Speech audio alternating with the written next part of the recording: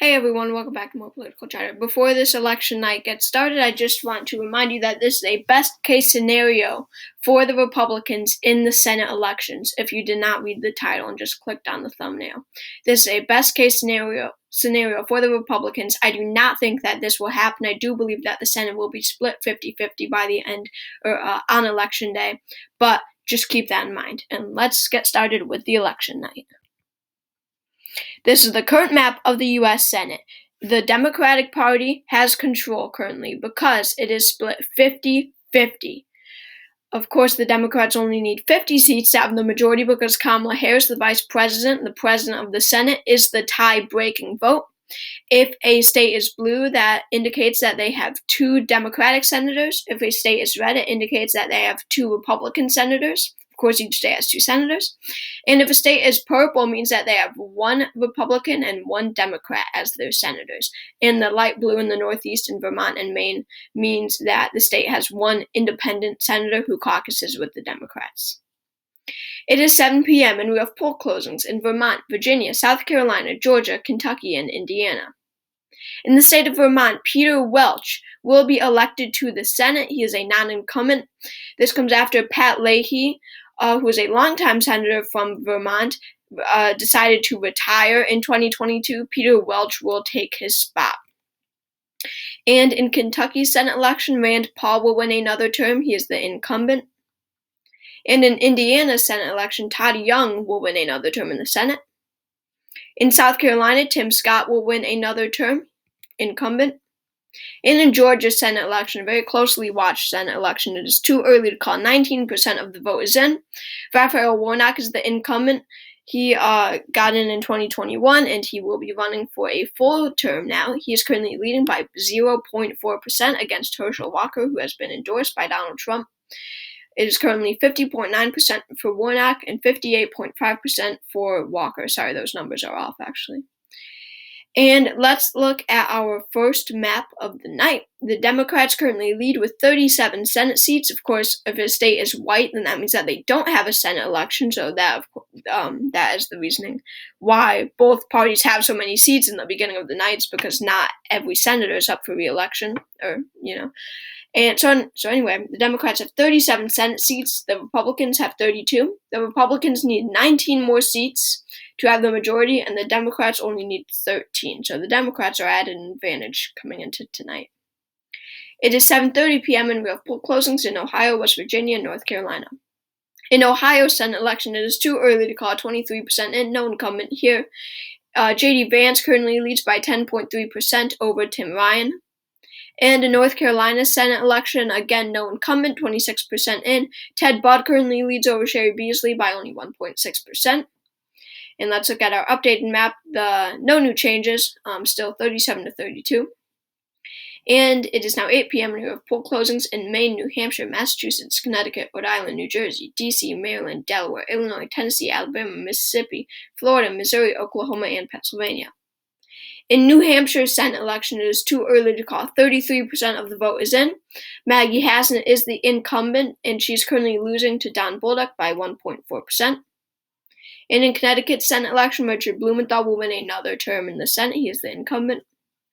And in Pennsylvania's Senate election, it is too early to call. 22% in. We have no incumbent here. This comes after Pat Toomey, Republican, is retiring. So this is a pickup opportunity for the Democrats. John Fetterman currently leads Mehmet Oz by 1.6%. And in Maryland's Senate election, Chris Van Hollen, the incumbent, will win another term. And in Florida's Senate election, it is too early to call. 35% of the vote is in. Marco Rubio is the incumbent. He is currently leading by 8%. He currently has 54.1% to Val Demings' 45.1%. And in Alabama's Senate election, Katie Britt will win her first term in the Senate. In Illinois' Senate election, Tammy Duckworth will win another term.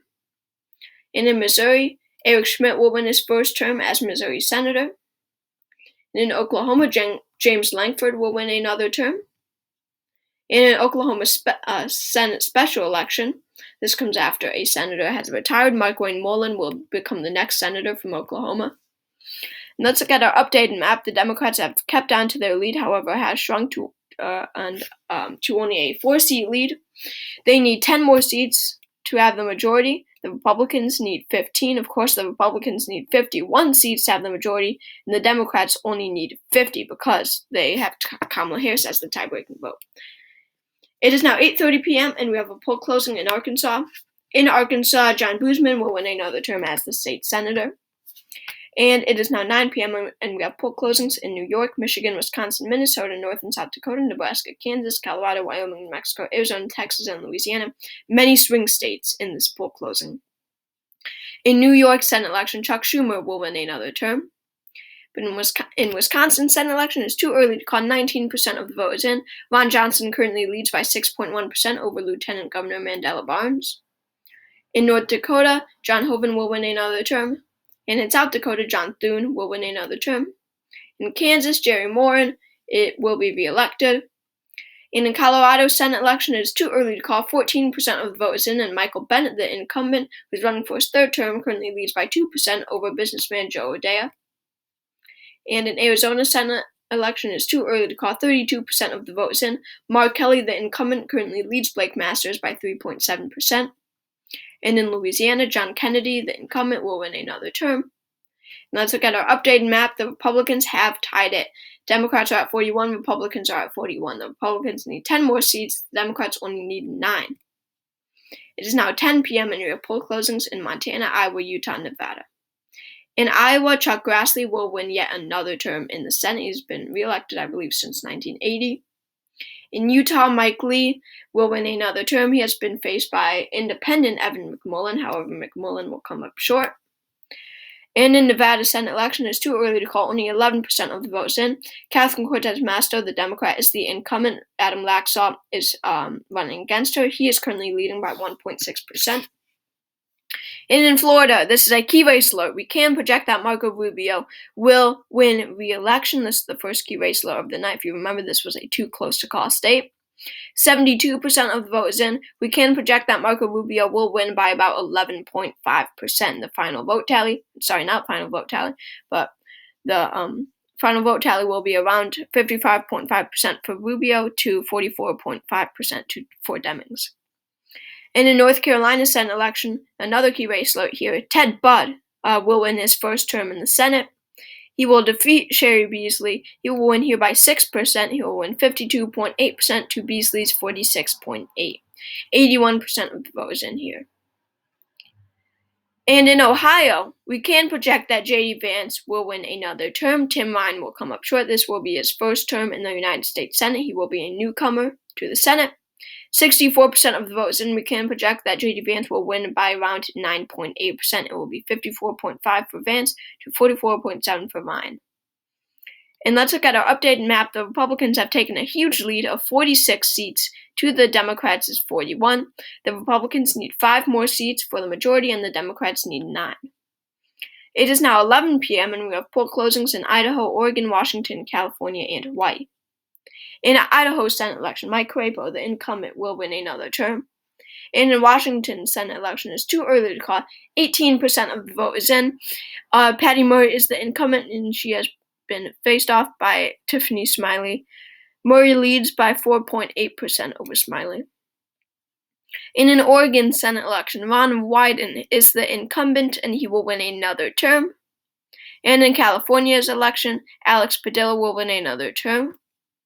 And in Hawaii, Brian Schatz, the incumbent, will win another term in the Senate also. And the Democrats have kind of narrowed it up here. They have reached 44 seats to the Republicans' 47.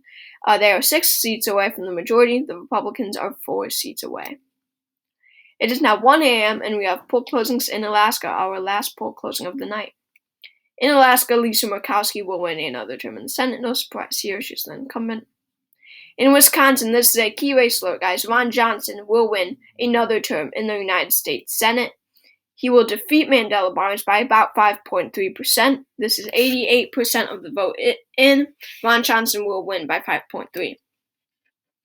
And in Pennsylvania Senate election, Mehmet Oz is the projected winner. This is a big call. He will defeat John Fetterman in this election. He will take Pat Toomey's spot.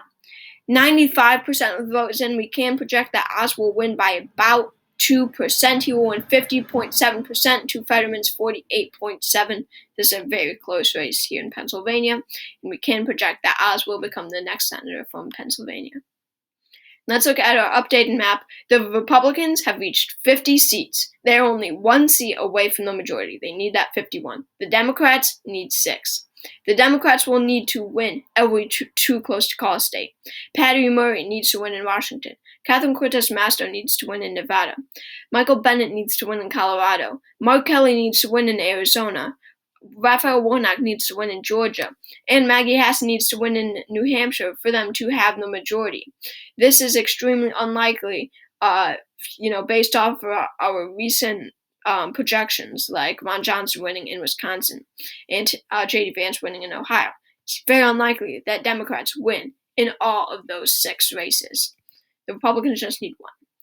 And just like that, we can project that the U.S. Senate majority will go to the Republican Party. Come 2023, they will have majority in the United States Senate. Why? Because we can project that Don Bolduc will win in the New Hampshire Senate race. This is a gain for Republicans. He is a non-incumbent. He will flip the seat. He has ousted Maggie Hassan. Let's look at the vote share here.